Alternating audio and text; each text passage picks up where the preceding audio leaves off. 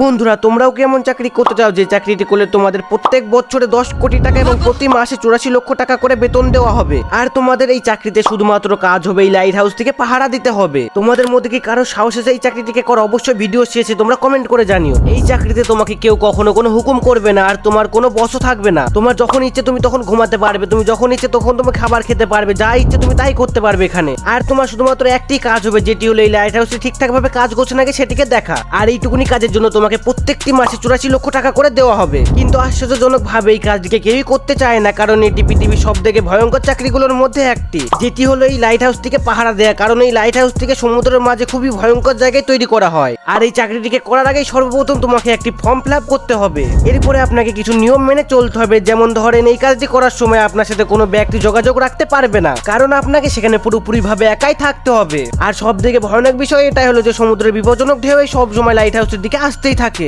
এমনকি সেই ঢেউগুলো তো সেই টাওয়ারের মাথা পর্যন্ত উঠে পড়ে, যার ফলে যখন তখন আপনার জীবন সেখানে চলে যেতে পারে। এত কিছু জানার পরেও কি তুমি চাও তোমার জীবনকে বাজি রেখে এই চাকরিটিকে করতে? তাহলে চলো আজকের এই ভিডিওটা শুধুমাত্র তোমাদের জন্য।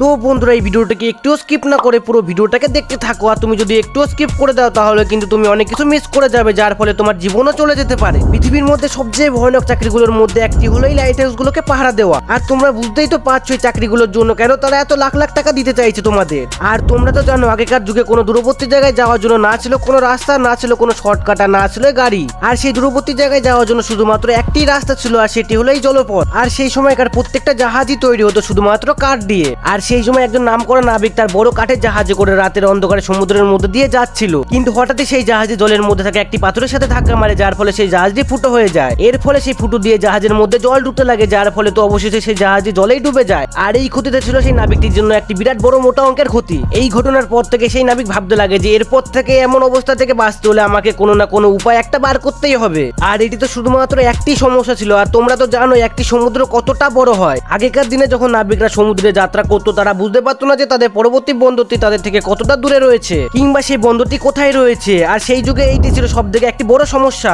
আর সেই সময় কোনো জিপিএস বা কোনো অ্যাডভান্স টেকনোলজিও তাদের কাছে ছিল না। আমরা তো এখনো গুগল ম্যাপকে ইউজ করে মাঝে মধ্যে হারিয়ে যাই। তাহলে তোমরাই ভাবো যে তখনকার নাবিকেরা কিভাবে বা তারা সঠিক রাস্তা বেছে নিবে, তাও বা শুধুমাত্র চাঁদ দ্বারাকে দেখে। আর এই সমস্ত সমস্যার সমাধানের জন্য লাইট হাউসের সূচনা করা হয়, আর এটি আলোর মিনার নামেও পরিচিত।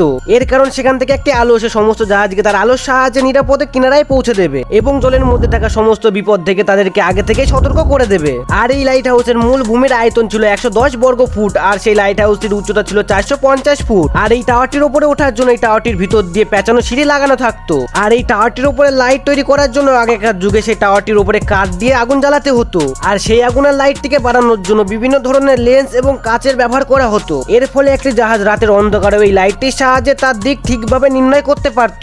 এর ফলে আস্তে আস্তে এই লাইট হাউস সারা পৃথিবীতে ছড়িয়ে পড়ে। আর প্রথম দিকে এই লাইট হাউস গুলোকে তো উপকূলের তীরেই বানানো হতো, কিন্তু আস্তে আস্তে বিভিন্ন জলপথ বাণিজ্য বৃদ্ধি হওয়ার কারণে এই লাইট হাউস গুলোকে সমুদ্রের মাঝখানে কোনো একটি বড় পাথরের উপরে বানাতে শুরু করা হয়। আর প্রথম দিকে তো এই লাইট হাউস গুলোতে আলোর জন্য আগুনের ব্যবহার করা হতো। এরপর যখন আস্তে আস্তে ইলেকট্রিক লাইটের আবিষ্কার করা হয় তখন সেই আগুনের বদলে সেখানে বিভিন্ন ধরনের ইলেকট্রিক লাইটের ব্যবহার শুরু হয়। আর এর ফলে একটি জাহাজ রাতের অন্ধকারে সেই লাইটের সাহায্যে তার সমস্ত বিপদকে কাটিয়ে তার গন্তব্যস্থলে খুব সহজেই পৌঁছে যেতে পারত।